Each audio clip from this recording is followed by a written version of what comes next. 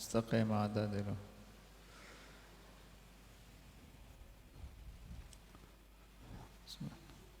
الله أكبر.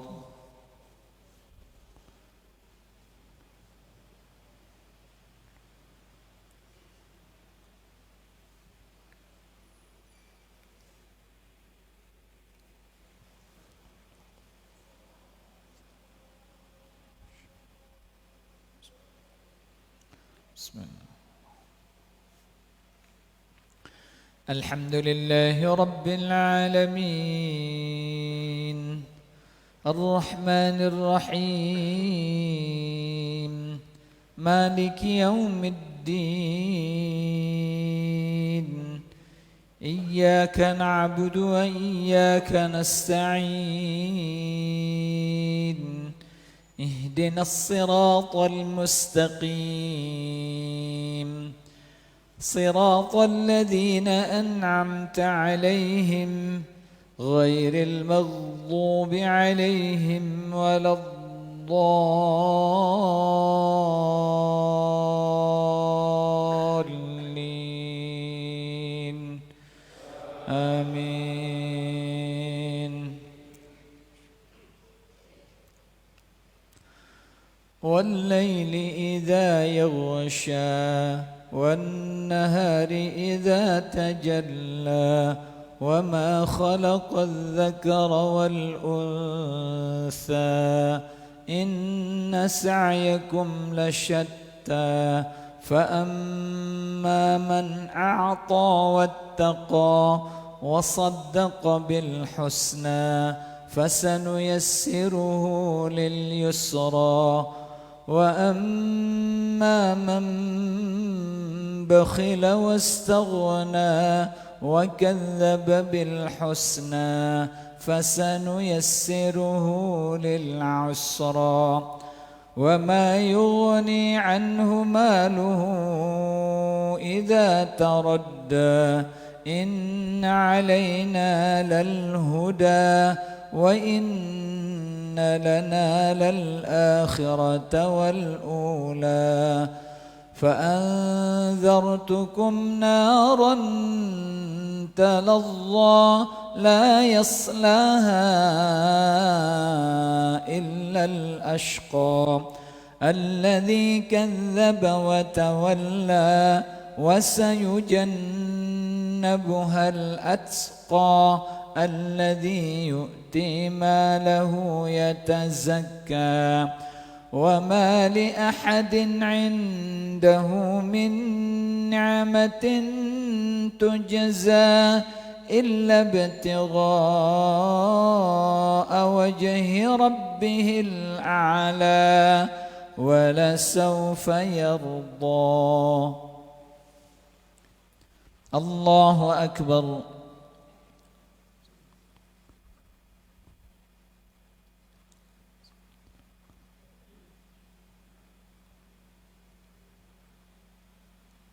سمع الله لمن حمده.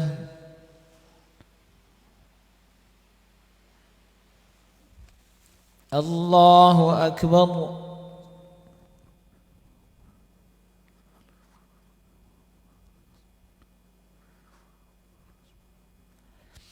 الله أكبر.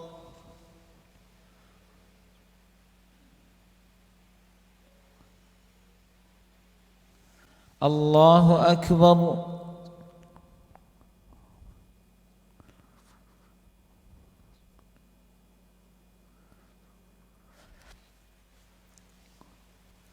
الله أكبر. الحمد لله رب العالمين الرحمن الرحيم مالك يوم الدين إياك نعبد وإياك نستعين اهدنا الصراط المستقيم صراط الذين أنعمت عليهم غير المغضوب عليهم ولا الضالين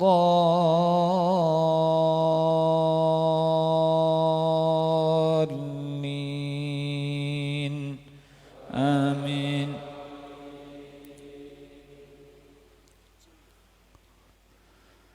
ألم نشرح لك صدرك ووضعنا عنك وزرك الذي أنقض ظهرك ورفعنا لك ذكرك فإن مع العسر يسرا إن مع العسر يسرا فإذا فرغت فانصب وإلى ربك فارغب. الله أكبر.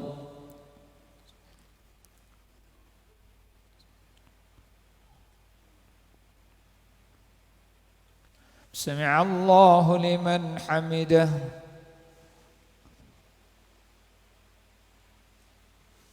الله أكبر.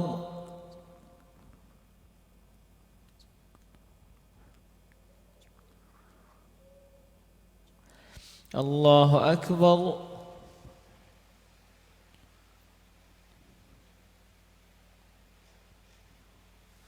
الله أكبر.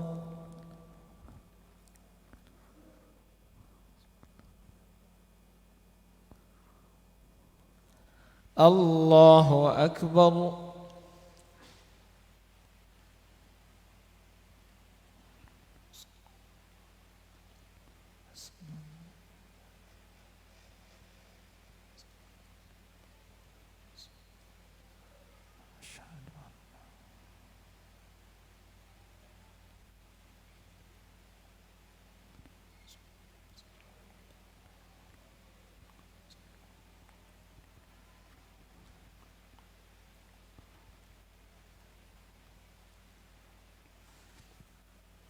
الله أكبر.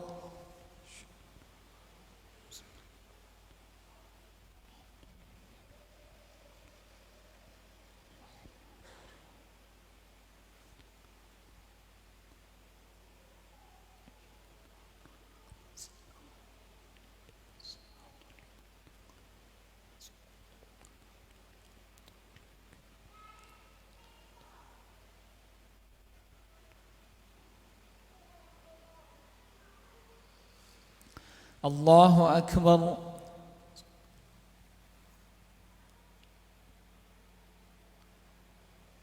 سمع الله لمن حمده. الله أكبر.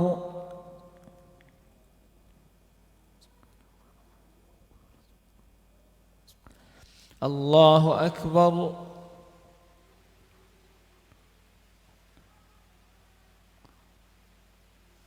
الله أكبر.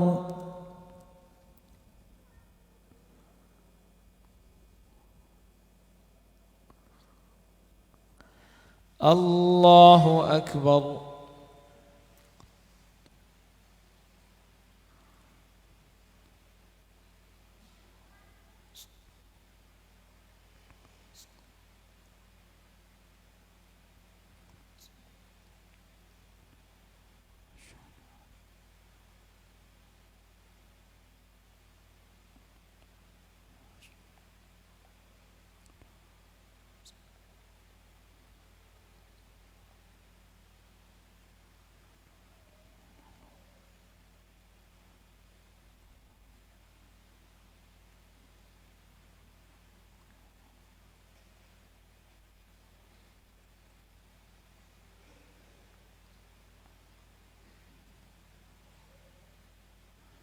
السلام عليكم ورحمة الله.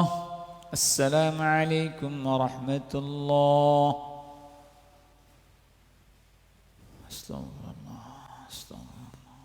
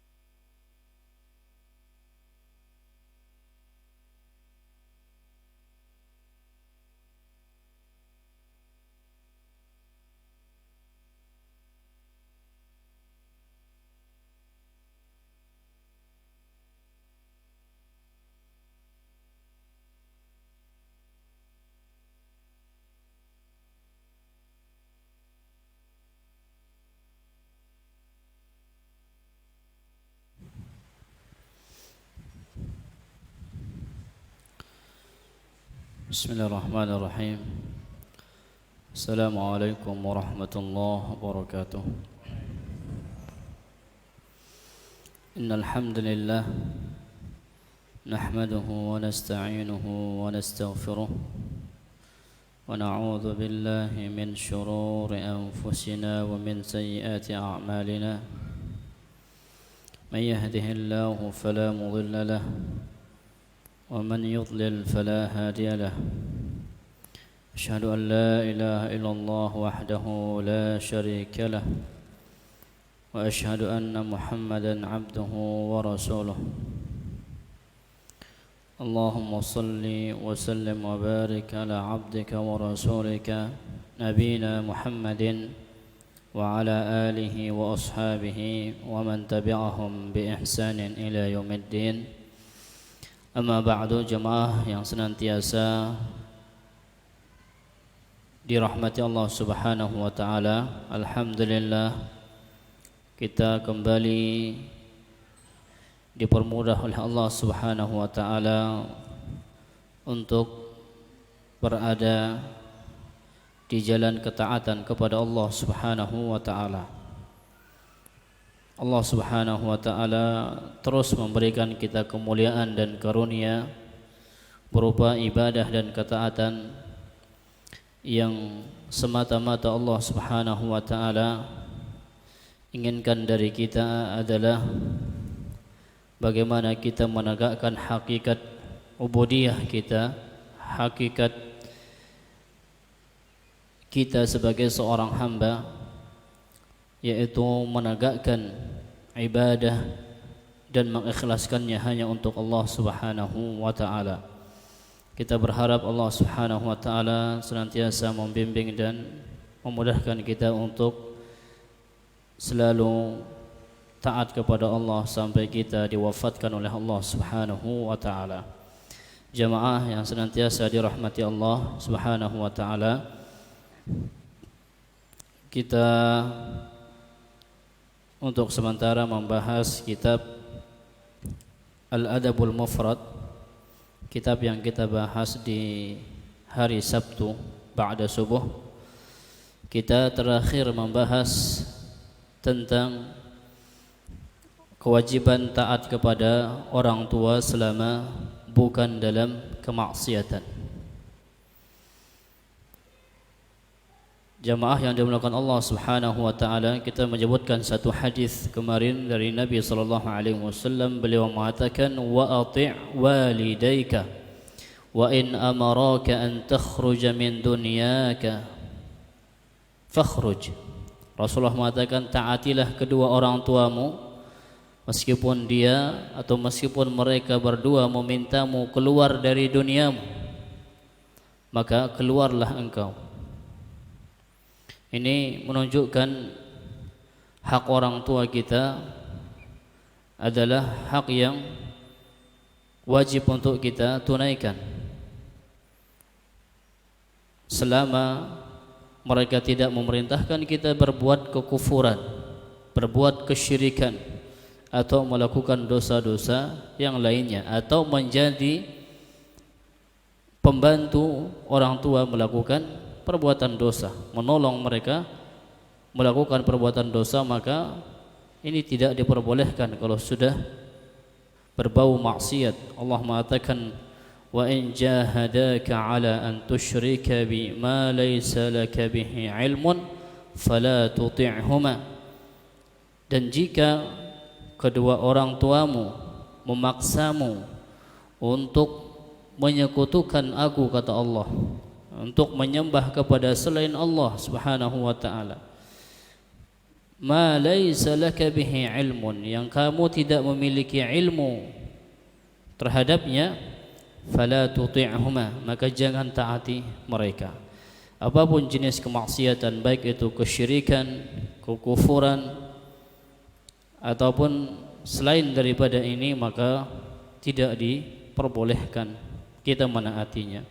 Kadang sebagian orang tua bertanya kepada anaknya, nak, kapan punya pacar? Mendorong anaknya punya pacar. Nak, kapan kamu akan mengenalkan pacar barumu kepada saya? Subhanallah.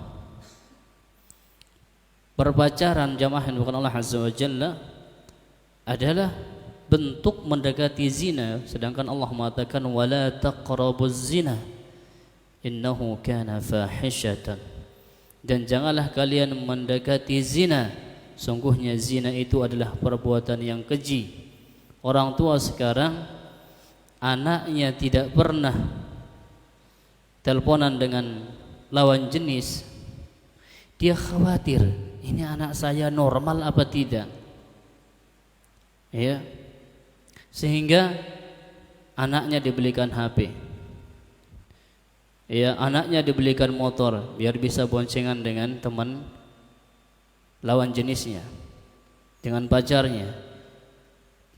Jadi jamaah yang dimuliakan Allah Azza wa Jalla, yang seperti ini jangan seorang anak jangan mengatakan saya, sehingga anak cerita saya sama bapak ibuku disuruh pacaran nih. Nanti kalau sudah dapat pacar disuruh bawa ke rumah. Subhanallah. Maka si anak yang tidak punya ilmu senang. Wong disuruh pacaran sama orang tua kok. Lah yang begini banyak terjadi di keluarga muslim. Tiba-tiba setelah itu anaknya mulai suka malam mingguan, yang berujung pada hal yang memalukan di mana anaknya menghamili anak orang. Tanggung jawab besar kita di hadapan Allah Subhanahu wa taala. Maka anak tidak boleh taat yang seperti ini. Ini sering kita dengar orang tua yang berbicara seperti ini. Khawatir kalau anaknya tidak punya pacar. Ya. Anaknya ditakut-takuti jangan nikah muda. Malah baru kelas 2 SMP sudah ditanya punya pacar apa tidak. Apa enggak kebelet nikah itu anaknya kalau sudah punya pacar? Ya. Jadi jangan salahkan anak nanti. Kalau sudah hamil di luar nikah jangan salahkan. Salahkan diri kita yang dari awal. Nah, pacarnya mana? Waliyadzubillah, ini orang tua durhaka. Ini namanya orang tua durhaka. Ya. Maka anak itu sebagaimana nanti kita akan sebutkan hadisnya, sebab mereka punya adab itu ya dari orang tua. As-salahu minallah wal adabu minal aba. Kesalehan itu adalah pemberian Allah Subhanahu wa taala. Tidak ada satupun dari kita yang bisa membuat orang lain saleh, itu pemberian Allah.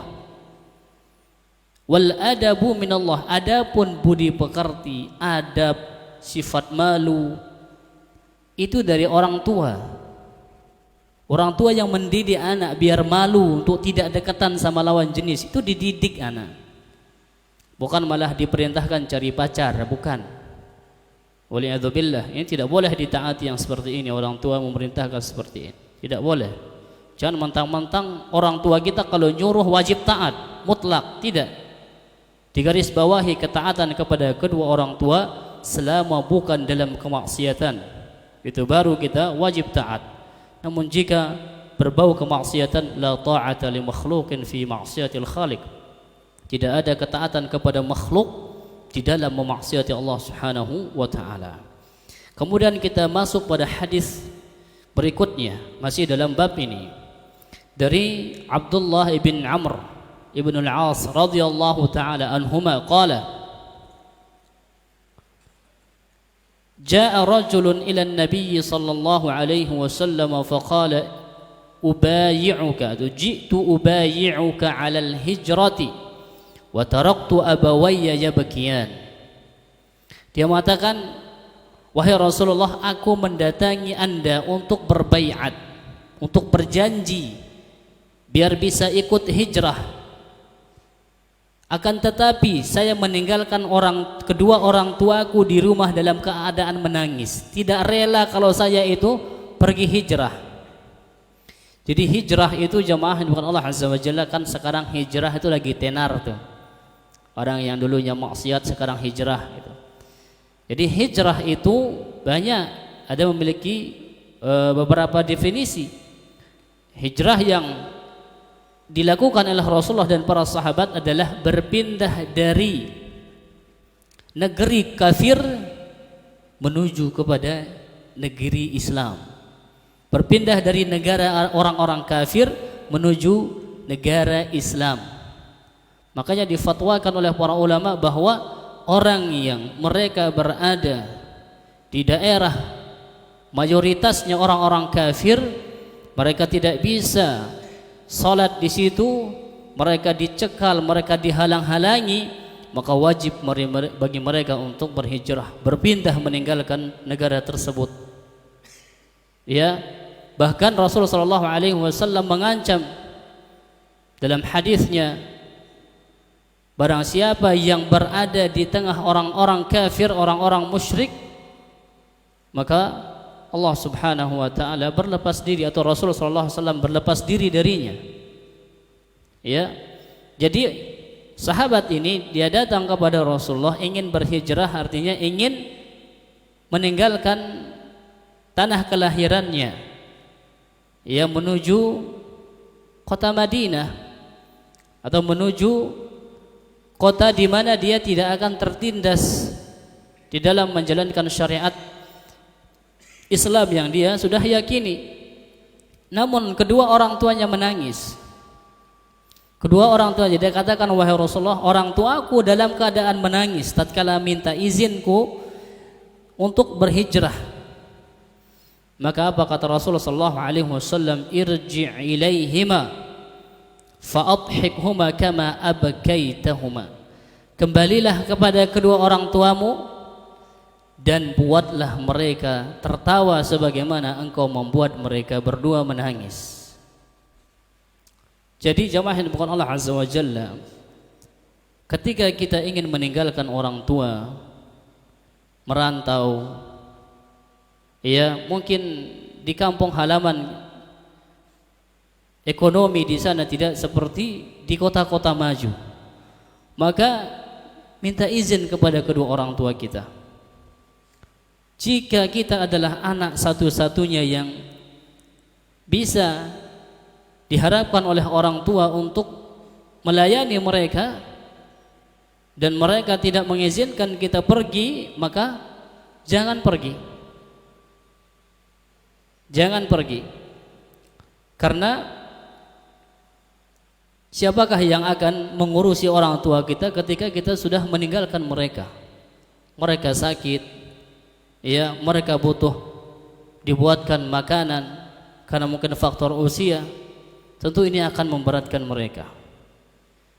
Ya, apalagi kalau tujuannya mungkin dakwah gitu ya. Meninggalkan orang tua yang sudah pikun, bahkan tujuannya dakwah, pindah dari satu negara ke negara berikutnya, satu kota ke kota berikutnya, tujuannya dakwah. Ya, padahal di tempat itu sudah banyak para alim, para ulama, para kiai, para tuan guru yang sudah berdakwah di sana. Ada seorang ibu-ibu berusia 60-an tahun di kota Bontang yang sedang mengurusi seorang ayah beliau yang sudah pikun, yang sudah 86 atau 89 tahun. Dia memandikan ayahnya, semuanya. Subhanallah. Ayahnya sudah buang air besar, buang air kecil di tempat tidurnya. Beliau punya saudara, saudara laki-laki dan saudara perempuan. Tatkala beliau berbicara dengan salah satu saudara laki-lakinya, mengatakan untuk mengingatkan saudaranya agar berbakti kepada ayahnya yang sekarang sudah pikun, maka dia mengatakan, saya lebih memilih untuk jalan dakwah. Kurang lebih seperti itu. Subhanallah. Dia berlepas diri dari kebaktiannya kepada orang tuanya. Sampai si ibu ini mengatakan, padahal Ustadz, giliran warisan ia yang paling banyak bagiannya. Giliran mengurusi orang tua, dia lempar tangan, dia lempar tanggung jawab. Dan dia keluar dakwah berbulan-bulan, meninggalkan anak istrinya dan orang tuanya. Orang tuanya tidak pernah dijenguk. Ini ketertipuan jemaah. Manakala amalan yang wajib dikorbankan hanya karena amalan sunnah, ini ketertipuan. Bayangkan Allah letakkan kewajiban kita beribadah kepada Allah, kemudian setelah itu Allah letakkan kewajiban berbakti kepada kedua orang tua.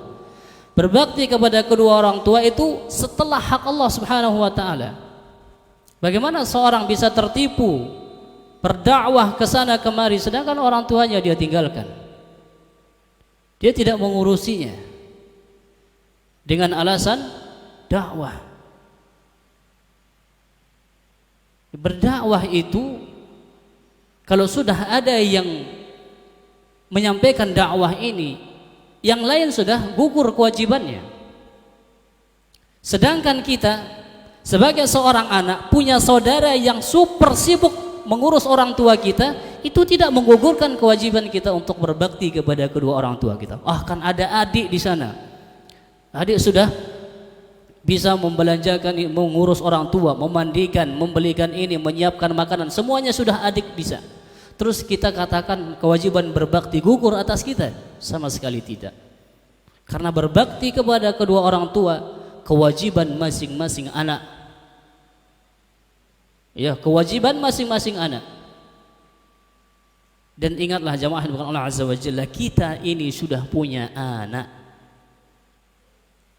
Kita ini sudah punya anak yang wajib anak kita akan memperlakukan kita sebagaimana kita memperlakukan orang tua kita. Itu sudah hukum Allah Subhanahu wa taala. Hal jazaa'ul ihsani illal ihsan. Bukankah balasan dari kebaikan itu adalah kebaikan? Pasti di hari tua, di hari di mana kita sudah mungkin memegang gelas aja sudah tidak kuat. Bayangkan anak-anak kita di situ akan meninggalkan kita. Bahkan di antara mereka mungkin ada yang mengeluarkan idenya untuk memasukkan kita ke panti jompo. Waliyadzubillah. Ya, sebelum di akhirat Allah Subhanahu wa taala selesaikan urusan ini di dunia. Ya. Makanya jemaah bukan Allah Azza wa Jalla, lihat laki-laki ini diperintahkan oleh Nabi untuk apa? Balik. Buat ibu bapakmu senyum sebagaimana kamu sudah buat mereka itu menangis. Padahal keutamaan hijrah kata Allah Subhanahu wa taala, "Wa may yakhruj min baitihi muhajiran ila Allah wa rasulih, thumma yudrikhu al-maut, faqad waqa'a ajruhu 'ala Allah." Allah katakan, dan barang siapa yang keluar dari rumahnya muhajiran ilallah, berhijrah kepada Allah dan Rasulnya, mencari tempat yang aman untuk bisa beribadah dan menghidupkan sunnah Nabi SAW, thumma yudrikhul maut, kemudian di perjalanan dia hijrah itu dia pun wafat, dia meninggal dunia. Apa kata Allah? Faqad waqa'a ajruhu 'ala Allah, maka sungguh ia sudah mendapatkan pahala dari Allah Subhanahu wa taala. Keutamaannya besar sekali berhijrah. Rasulullah mengatakan, "Wa man kanat hijratuhu ila Allah wa rasulih, fa hijratuhu ila Allah wa rasulih." Barang siapa yang hijrahnya karena Allah dan Rasulnya, maka dia akan mendapatkan pahala hijrahnya karena Allah dan Rasulnya sallallahu alaihi wasallam. Namun lihatlah bagaimana Nabi SAW tatkala melihat laki-laki ini, barangkali dia adalah anak semata wayang, atau barangkali dia ini satu-satunya anak laki-laki yang dimiliki oleh orang tuanya.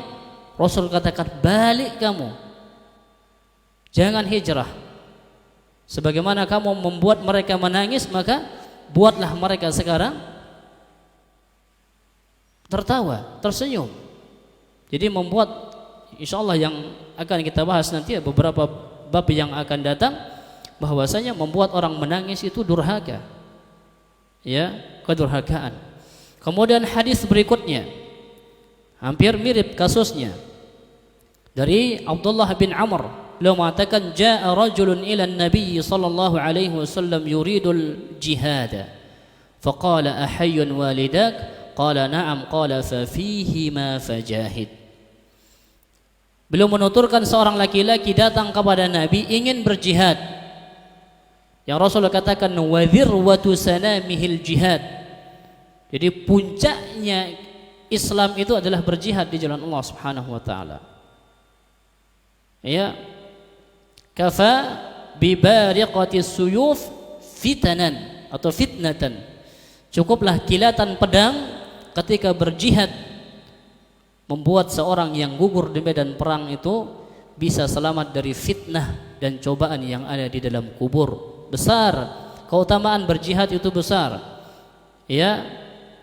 Innallaha ashtara minal mu'minina anfusahum wa amwalahum bi anna lahumul jannah yuqatiluna fi sabilillah fayaqtuluna wa yuqtalun. Sungguhnya Allah Subhanahu wa taala telah membuat transaksi dengan orang-orang yang beriman yang berjihad di jalan Allah, bahwasanya Allah telah menawarkan kepada orang yang berjihad surganya. Bahkan orang yang berjihad di jalan Allah, mereka mengetahui kalau mereka ikhlas di jalan Allah berjihad, mereka telah mengetahui tempat kembali mereka.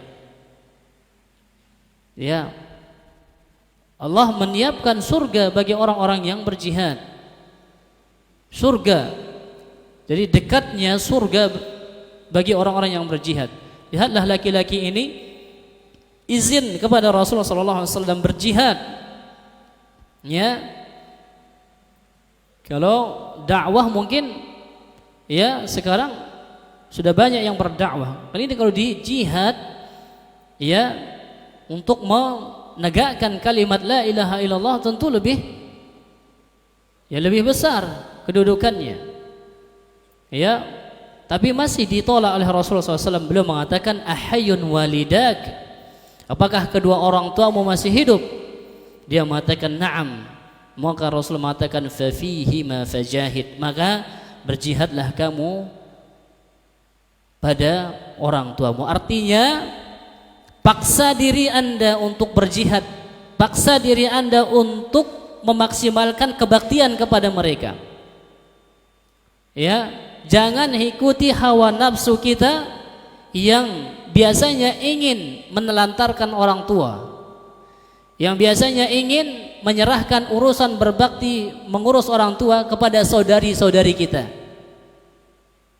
Ya, hendaklah kita orang yang selalu terdepan dalam membelanjakan orang tua kita. Ya, karena orang tua kita setelah mereka tua, yang mereka harapkan adalah kita sebagai anaknya. Meskipun mereka barangkali akan sungkan untuk minta harta kita, tapi mereka tetap mengharapkan itu. Bahkan mereka kalau kita beri dengan nominal yang sedikit pun selalu bersyukur orang tua. Bahkan ia bertanya, apakah ada engkau sisakan untuk istri dan anakmu? Padahal nominalnya sudah sedikit, tapi orang tua masih nanya kepada kita, apakah anak dan istrimu sudah disisakan, nak? Apakah mereka sudah tercukupi? Ibu masih ada uang yang kemarin. Subhanallah. Itu orang tua kita. Dipaksa diri kita untuk, artinya kita berjihad di dalam berbakti itu artinya memaksa diri kita. Yang sewaktu-waktu ada rasa bosan untuk berbakti kepada mereka, dipaksa. Karena sebagian anak sekarang seperti itu dia. Kalau sudah ada saudaranya atau saudarinya yang mengurusi orang tuanya, dia sudah tidak datang lagi ke situ. Ya. Jadi orang tua kita adalah kewajiban kita semua untuk berbakti kepada mereka, bukan kepada orang yang paling banyak dapat warisan atau bukan yang paling banyak dapat hadiah dari orang tua. bukan yang paling disayang sama orang tua. Karena memang kasih sayang itu tidak bisa dipaksa, di mana orang tua itu lebih menyayangi satu anak dibanding anak yang lainnya, itu sudah manusiawi. Ya. Namun bukan pada pemberian harus diberikan rata. Jadi lihatlah, Islam ini mengatur pemeluknya untuk membuat skala prioritas yang benar dalam beribadah dan beramal. Jangan ibadah yang wajib dilalaikan dengan semangat mengerjakan ibadah sunnah. Nanti kita akan sebutkan kisah Juraij yang dia senantiasa berada di dalam tempat ibadahnya. Tatkala ibunya datang, "Wahai Juraij, ini aku ibumu." Apa dia katakan Juraij? "Ibuku atau salatku?" Akhirnya dia milih salatnya. Datang lagi ibunya besok, dia pilih lagi salatnya, sampai 3 kali ibunya datang. Sampai ibunya mengatakan, "Wahai Juraij, semoga engkau sebelum meninggal dunia ya bertemu dengan para wanita yang penzina, wanita-wanita pelacur." Maka terbukti ada seorang yang menggembala kambing di bawah tempat ibadahnya Juraij, menghamili seorang wanita. Ya, ketika wanita ini ditanya, "Siapa dari bapak anakmu ini?" "Oh, itu yang sering ibadah di sana." "Oh, Juraij itu ya?" "Iya." Akhirnya tempat ibadahnya Juraij itu dihancurkan. Dia dibawa oleh masyarakat, diarak, ya, dan dipertemukan dengan wanita-wanita pelacur seperti yang didoakan oleh ibunya. Dan sambil dia tertawa dan tersenyum, ditanya, "Kenapa tersenyum?" "Ibuku pernah dulu mengatakan, wahai Juraij, semoga kamu sebelum meninggal dunia akan ketemu dengan wajah-wajah pelacur." Akhirnya ini doa ibuku terpenuhi oleh Allah Subhanahu wa taala. Sehingga Juraij meminta, "Mana anak kecil itu?" Artinya, mana anak zina yang tadi itu mana? Maka ditanya sama Juraij, "Wahai anak kecil, ini anak masih bayi, masih merah. Wahai anak kecil, siapa bapakmu?" Maka anak kecil itu mengatakan, "Bapakku itu penggembala kambing."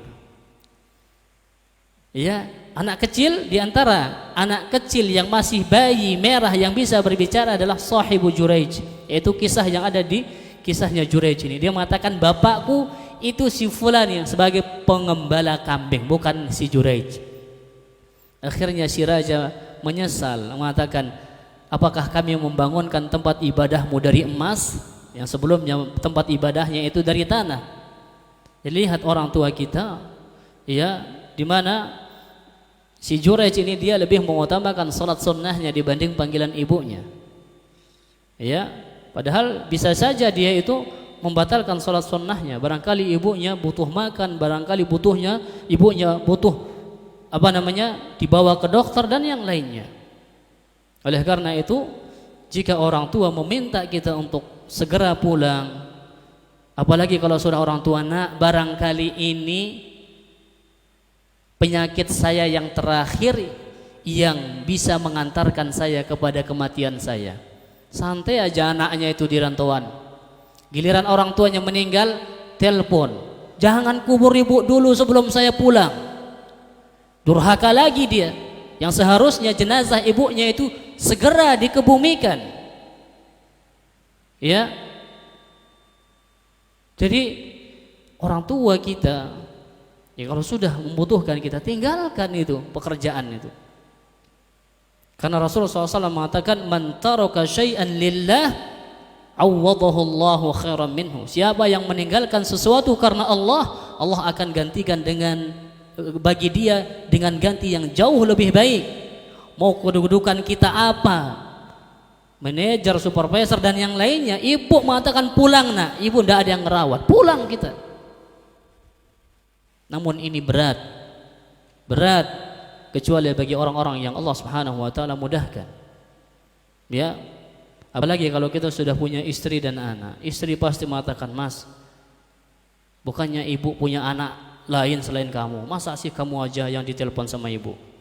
Kalau sudah istri ngomong ini, mikir sudah, "Oh iya ya, Itu kakak itu keluyuran aja kerjanya. Iya, udahlah, nanti kita telepon kakak aja. Subhanallah.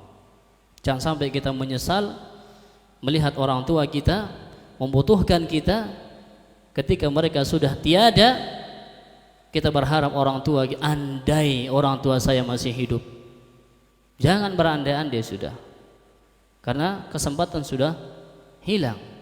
Ya, kesempatan kita sudah hilang. Jadi siapa yang memiliki orang tua di antara kita yang sudah lanjut usia, maka maksimalkan kebaktian kita kepada mereka, karena itu perintah Allah Subhanahu wa taala. Karena itu perintah Allah Subhanahu wa taala.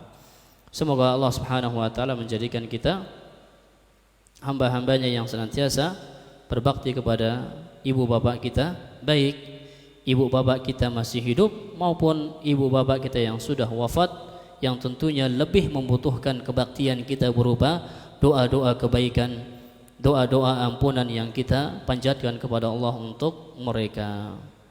Insyaallah kita akan masuk dalam bab yang ke-10 pada hari Sabtu insyaallah, yaitu bab siapa yang menemui kedua orang tuanya namun dia tidak masuk surga. Ini bab yang akan kita ambil pada pertemuan yang akan datang. Subhanakallahumma wa bihamdika asyhadu an la ilaha illa anta astaghfiruka wa atubu ilaik. Assalamualaikum warahmatullahi wabarakatuh.